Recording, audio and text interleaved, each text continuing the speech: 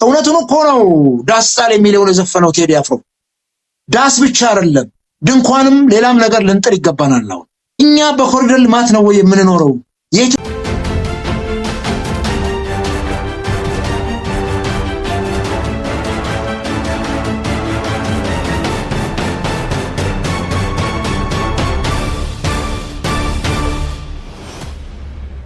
ሁለት የኢሃፓ አመራሮችና የታወቁት የህግ ባለሙያ አበራ ንጉስ በቁጥጥር ስር ዋሉ። ሰላም ውድ የቻናላችን ተከታታዮች እንደምን ቆያችሁ? በኢትዮጵያ ፖለቲካና የህግ ምህዳር ውስጥ ትልቅ ትኩረትና አዲስ ውጥረት የፈጠረው የቀድሞ አንጋፋ ፓርቲ የኢትዮጵያ ህዝባዊ አብዮታዊ ፓርቲ ኢሃፓ ሁለት ከፍተኛ አመራሮች እንዲሁም በርካታ የተቃዋሚ ፖለቲከኞችን በፍርድ ቤት በመወከል የሚታወቁት የህግ ባለሙያ አበራ ንጉስ በቁጥጥር ስር መዋላቸው ተገለጸ። የኢሃፓ የህዝብ ግንኙነት ኃላፊ ይስሐቅ ወልዳይ፣ ፖለቲከኛ አበበ አካሉ እና ጠበቃ አበራ ንጉስ ግለሰቦቹ ለምን ታሰሩ? የታሰሩበት ሁኔታ ምን ይመስላል? የፓርቲውና የህግ ባለሙያዎችስ ምላሽ ምንድነው? አስፈሪው የምግብ ወለድ በሽታ በሳይክሎፓራሲስ ወረርሽኝ በሚቺጋን የሁለት ሰዎች ህይወት አለፈ። በዓለም አቀፍ የጤና ዘርፍ ከፍተኛ ስጋት የደቀነና በብዙዎች ዘንድ ድንጋጤን የፈጠረ አዲስ በሽታ በአሜሪካ ሚቺጋን ግዛት በተከሰተ ሳይክሎፓራሲስ በተባለ የምግብና የውሃ ወለድ ተህዋስ ወረርሽኝ ምክንያት የሁለት ሰዎች ህይወት ማለፉን የጤና ባለስልጣናት በይፋ አስታውቀዋል። ይህ ተህዋስ ምንድነው? በምን አይነት ምግቦች ውስጥ ይገኛል? ምልክቶቹስ ምንድናቸው? እኛ ራሳችንን እንዴት መጠበቅ እንችላለን? የሚለውን በዛሬው ዝርዝር መረጃ ይዘንላችሁ ቀርበናል። እስከ መጨረሻው አብራችሁን ቆዩ፣ ትሰሙታላችሁ።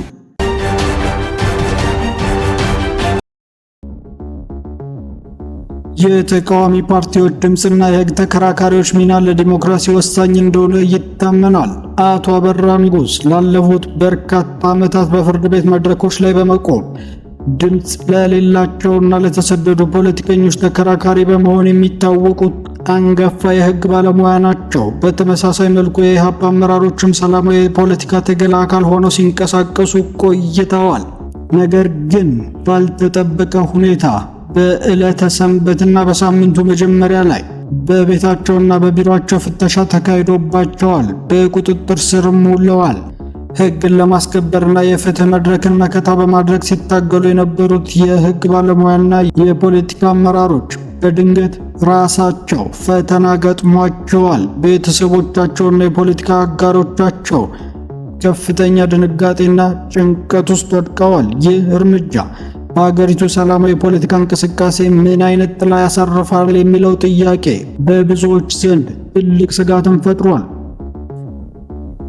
የኢትዮጵያ ህዝባዊ አብዮታዊ ፓርቲ ኢሃፓ አመራሮች እና የበርካታ የፖለቲከኛ እስረኞችን በመወከል የሚታወቁት የህግ ባለሙያ አበራ ንጉስ በቁጥጥር ስር መዋላቸውን ተከትሎ አቶ አበራ ንጉስና የኢሃፓ አመራሮቹ በመንግስት ፖሊስ ኃይሎች በተደረገ ፍተሻ ከተያዙ በኋላ ወደ ፖሊስ ጣቢያ ተወስደዋል። የቀረበው ምክንያት የጸጥታ ጥበቃና የፖሊስ አካላት የተያዙበትን ዝርዝር ምክንያትና የቀረበባቸውን የወንጀል ክስ እስካሁን ይፋ ያላወጡ ሲሆን ቤተሰቦቻቸውና ፓርቲያቸው ግን እስሩ ከፖለቲካዊ እንቅስቃሴያቸውና ከሙያዊ ስራቸው ጋር የተያያዘ ነው ሲሉ ይገልጻሉ። የሰብአዊ መብት ተከራካሪና የህግ ባለሙያዎች ማህበራት ድርጊቱን በመቃወም የታሰሩት ግለሰቦች ህጋዊ የመጠበቅ መብታቸው እንዲከበርና በአስቸኳይ ለፍትህ እንዲቀርቡ ወይም እንዲፈቱ ጥሪ ያቀርበዋል። ሰይጣን እንኳን ቢወከል እዛ ቦታ ላይ አይ ቲንክ ከዚህ መንግስት ሰይጣንን ይመርጣሉ። ይቅርታ አድርግልኝና የዘይሴ ሰዎች። ይሄም ሆኖ ግን ዛሬም ግድያው አልቆመም።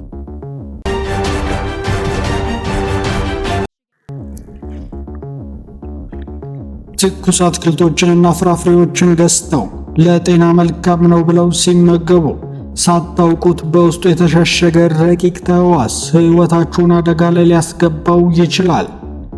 በሚቺጋን ግዛት የሚኖሩ የተለመደውን የዕለት ተዕለት ህይወታቸውን እየመሩ ትኩስ የምግብ ምርቶችን በመመገብ ላይ ሳሉ ነበር ይህ ያልታሰበ አደጋ የተከሰተው። በመጀመሪያ ቀላል የሆድ ህመም፣ ተቅማጥና ትኩሳት መስሎ የተጀመረው ህመም በፍጥነት እየተባባሰ በመሄድ በርካታ ሰዎችን ወደ ሕክምና ጣቢያዎች እንዲጎርፉ አድርጓል።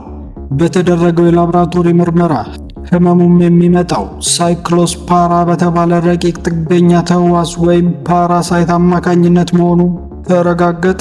በሚችጋን የጤና ባለሙያዎች የታመሙትን ለማዳን ሌሎችን ደግሞ ለመጠበቅ ሌሊት ከቀን ሲረባረቡ ቆይተዋል። ነገር ግን በሚያሳዝን ሁኔታ የሁለት ሰዎች ህይወት ማዳን አልተቻለም።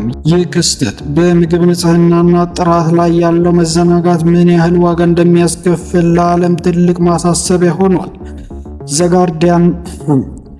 ዘጋርዲያን እንደዘገበው በአሜሪካ ሚቺጋን ግዛት በተከሰተው የሳይክሎፓራሲስ ወረርሽኝ የሁለት ሰዎች ህይወት አልፏል።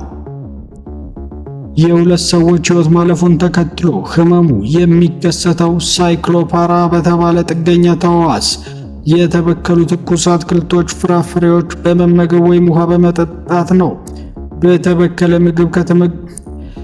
የተበከለ ምግብ ከተመገቡ በኋላ ከባድ ተቅማጥ፣ የሆድ ቁርጠትና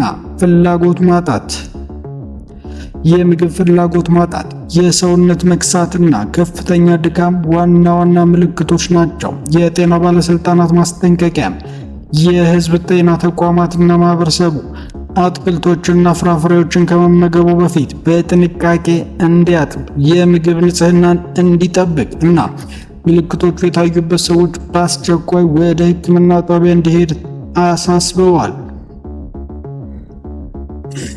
ህብረተሰቡ አትክልትና ፍራፍሬዎችን ከመመገቡ በፊት በጥንቃቄ እንዲያጥብ፣ የምግብ ንጽህናን እንዲጠብቅና ምልክቶቹ የታዩበት ሰው በአስቸኳይ ወደ ሕክምና ጣቢያ እንዲሄድ አሳስበዋል።